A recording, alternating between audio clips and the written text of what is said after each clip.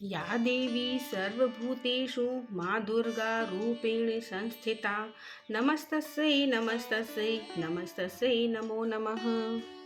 जय माता दी। प्रिय भक्तजनों, आप सभी को नवरात्रि की हार्दिक शुभकामनाएं। माता रानी की अपार कृपा सदा आपके ऊपर बरसती रहे। आज हम सुनेंगे दुर्गा सप्तशती पाठ का अध्याय 4। इस अध्याय में इंद्राणी देवताओं द्वारा देवी की स्तुति का वर्णन किया गया है।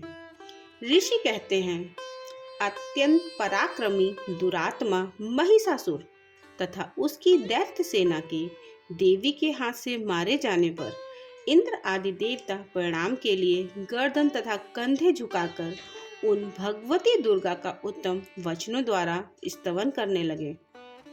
उस समय उनके सुंदर अंगों में अत्यंत हर्ष के कारण रोमांच हो आया था। देवता बोले, संपूर्ण देवताओं की शक्ति का समुदाय ही जिनका स्वरूप है तथा जिन देवी ने अपनी शक्ति से संपूर्ण जगत को व्याप्त कर रखा है, समस्त देवताओं और महर्षियों की पूजनीय उन जगदम्बा को हम भक्ति पूर्वक नमस्कार करते हैं। वे हम लोगों का कल्याण करें। जिनके अनुपम प्रभाव और बल का वर्णन करने में भगवान शेषनाग ब्रह्मा जी तथा महादेव जी भी समर्थ नहीं हैं। वे भगवती चंडिका संपूर्ण जगत का पालन एवं अशुभ भय का नाश करने का विचार करें। जो पुण्य आत्माओं के घेरों में स्वयं ही लक्ष्मी रूप से पापियों के यहाँ दरिद्रता रूप से शुद्ध अंतःकरण वाले पुरुषों के हृदय में बुद्धि रूप से सत्पुरुषों में श्रद्धा रूप से तथा कुलीन मनुष्य में लज्जा रूप से निवास करती हैं, उन आप भगवती दुर्गा को हम नमस्कार करते हैं। देवी, आप संपूर्ण विश्व का पालन कीजिए। देवी, आपके इस अचिंत्य रूप का, असुरों का नाश करने वाले भारी पराक्रम का तथा समस्त देवताओं और दैत्यों के समक्ष युद्ध में प्रकट किए हुए आपके अद्भुत चरित्रों का हम किस प्रकार वर्णन करें। आप संपूर्ण जगत की उत्पत्ति में कारण हैं। आप में सतगुण, रजोगुण और तमोगुण, ये तीनों गुण मौजूद हैं, तो भी दोषों के साथ आपका संसर्ग नहीं जान पड़ता। भगवान विष्णु और महादेव जी आदि देवता भी आपका पार नहीं पाते। आप ही सबका आश्रय हैं। यह समस्त जगत आपका अंशभूत है, क्योंकि आप सबकी आदिभूत अव्याकृता पराकृति हैं। देवी, संपूर्ण यज्ञों में जिसके उच्चारण से सब देवता तृप्ति लाभ करते हैं, वह स्वाहा आप ही हैं। इसके अतिरिक्त आप पितरों की भी तृप्ति का कारण हैं। अतएव सब लोग आपको स्वधा भी कहते हैं। देवी, जो मोक्ष की प्राप्ति का साधन है, अचिंत्य महाव्रत स्वरूपा है, समस्त दोषों से रहित जितेंद्रिय तत्व को ही सार वस्तु मानने वाले तथा मोक्ष की अभिलाषा रखने वाले मुनिजन जिसका अभ्यास करते हैं, आप शब्द रूपा हैं। अत्यंत निर्मल ऋग्वेद, यजुर्वेद तथा उद्गीत के मनोहर पदों के पाठ से युक्त सामवेद का भी आधार आप ही हैं। आप देवी त्रयी मतलब तीनों वेद और भगवती मतलब छहों ऐश्वर्यों से युक्त हैं। इस विश्व की उत्पत्ति एवं पालन के लिए आप ही वार्ता, खेती एवं आजीविका के रूप में प्रकट हुई हैं। आप संपूर्ण जगत की घोर पीड़ा का नाश करने वाली हैं। देवी, जिससे समस्त शास्त्रों के सार का ज्ञान होता है, वह मेधा शक्ति आप ही हैं। दुर्गम भव सागर से पार उतरने वाली नौका रूप दुर्गा देवी भी आप ही हैं। आपकी कहीं भी आसक्ति नहीं है। कैटभ के शत्रु भगवान विष्णु के वक्ष स्थल में एकमात्र निवास करने वाली भगवती लक्ष्मी तथा भगवान चंद्रशेखर द्वारा सम्मानित गौरी देवी भी आप ही हैं। आपका मुखमंद मुस्कान से सुशोभित निर्मल पूर्ण चंद्रमा के बिंब का अनुकरण करने वाला और उत्तम सुवर्ण की मनोहर कांति से कामनीय है। तो भी उसे देखकर महिषासुर को क्रोध हुआ और सहसा उसने उस पर प्रहार किया। यह बड़े आश्चर्य की बात है। देवी वही मुख जब क्रोध से युक्त होने पर उदय काल के चंद्रमा की भांति लाल और तनी हुई भौहों के कारण विकराल हो उठा। तब उसे देखकर जो महिषासुर के प्राण तुरंत नहीं निकल गए, यह उससे भी बढ़कर आश्चर्य की बात है, क्योंकि क्रोध में भरे हुए यमराज को देखकर भला कौन जीवित रह सकता है। देवी आप प्रसन्न हो। परमात्मा स्वरूपा आपके प्रसन्न होने पर जगत का अभ्युदय होता है और क्रोध में भर जाने पर आप तत्काल ही कितने कुलों का सर्वनाश कर डालती हैं। यह बात अभी अनुभव में आई है, क्योंकि महिषासुर की यह विशाल सेना क्षण भर में आपके कोप से नष्ट हो गई है। सदा अभ्युदय प्रदान करने वाली आप जिन पर प्रसन्न रहती हैं, वे ही देश में सम्मानित हैं। उन्हीं को धन और यश की प्राप्ति होती है। उन्हीं का धर्म कभी शिथिल नहीं होता तथा वे ही अपने हष्ट पुष्ट स्त्री पुत्र और भृत्यों के साथ धन्य माने जाते हैं।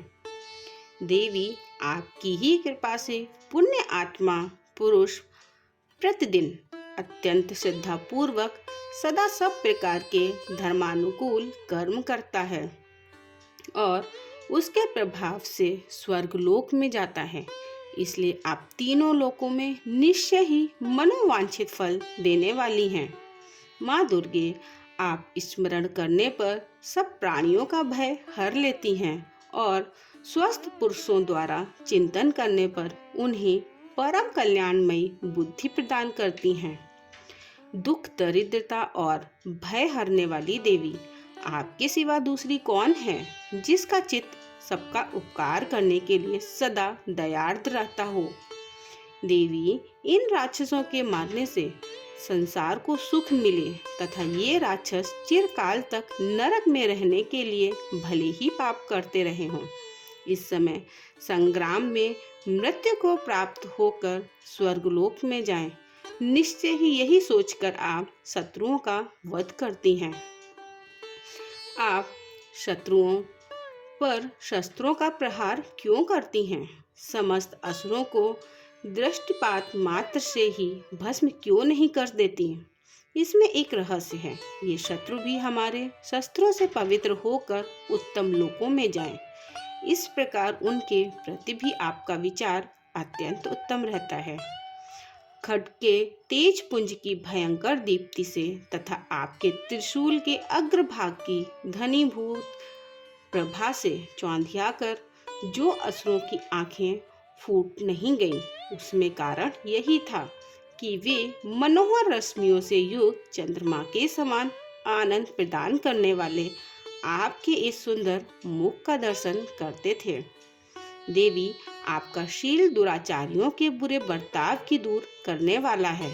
साथ ही यह रूप ऐसा है जो कभी चिंतन में भी नहीं आ सकता और जिसकी कभी दूसरों से तुलना भी नहीं हो सकती।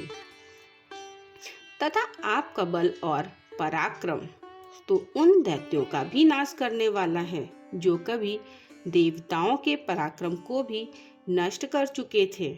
इस प्रकार आपने शत्रुओं पर भी अपनी दया की प्रकट की है।